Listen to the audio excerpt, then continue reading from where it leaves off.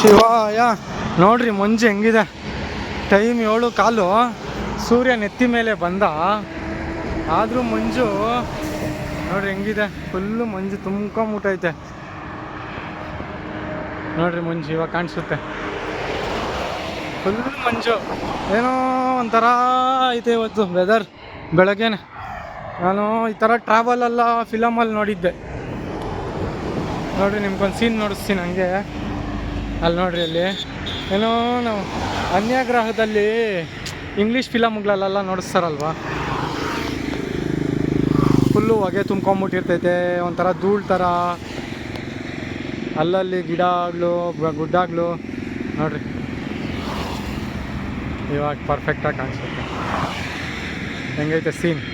ಇದು ಮಂಜ ಪೊಲ್ಯೂಷನ ನನಗೊಂದು ಗೊತ್ತಾಗ್ತಾ ಇಲ್ಲ, ಒಟ್ನಲ್ಲಿ ಚೆನ್ನಾಗೈತೆ ಸೀನ್ ಮಾತ್ರ. ಓಂ ನಮಃ ಶಿವಾಯ. ಸರ್ವೇ ಜನ ಸುಖಿನೋ ಭವಂತು.